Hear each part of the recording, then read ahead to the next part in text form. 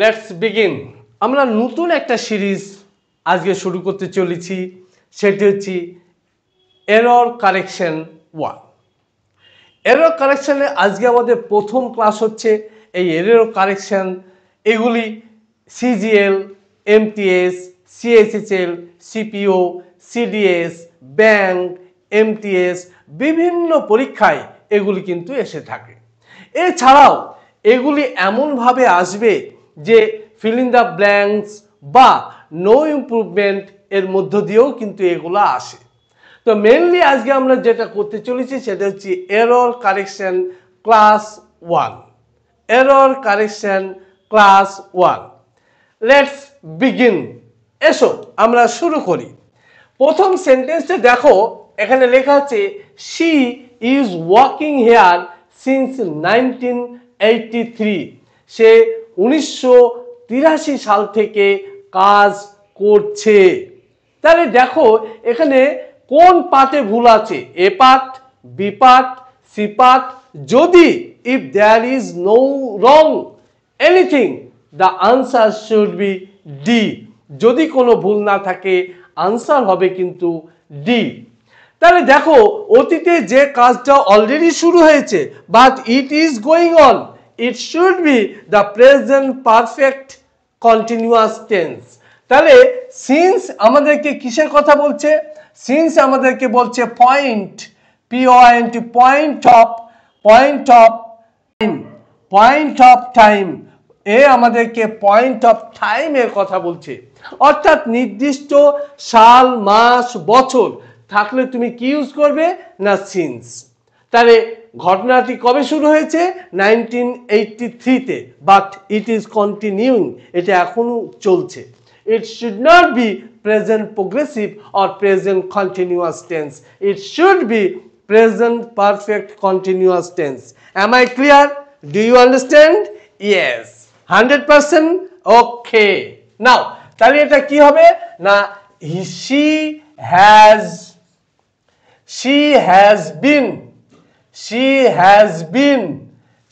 has been working here since 1983. Am I clear?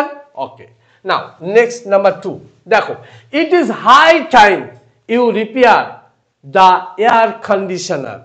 এখানে দেখো এখানে কতগুলো শব্দ আছে। It is high time, it is time এর পর সবসময় তুমি জানবে পাস্ট টেন্স হবে। It is high time, it is high time এরপর যেটা হবে প্লাস পাস্ট টেন্স হবে, পাস্ট টেন্স, TNS টেন্স। কিসে আছে? প্রেজেন্ট টেন্স হবে। কি হবে? রিপিয়ার্ড হবে, you repaired. So B is your answer. Am I clear? Next দেখো, we saw sand sculptures in the beach. আমরা দেখেছিলাম বালির কিছু স্কাল্পচারস কোথায় না বিচে। বিচের মধ্যে নয়, বিচের উপরে। সেই জন্য it should not be in, should be on, এটা on হবে। And the next one, he is one of the tallest boy. Very very very very important. এরকম এরর এসেই থাকে। ব্যাংক বলো, সিজিএল বলো, সিডিএস বলো, সিপিও বলো, যে কোনো পরীক্ষায় এটা এসেই থাকে। He is one of the tallest boy in the class. সে হচ্ছে ক্লাসের মধ্যে সব থেকে লম্বা একটি ছেলে। এখন এখানে ভুলটা কোথায় আছে না ঠিক আছে দেখে নাও। এখানে ওয়ান অফ আছে, দেখো ওয়ান অফ এর পর সবসময় নাউন প্রোনাউন কি হবে না প্লুরাল হবে।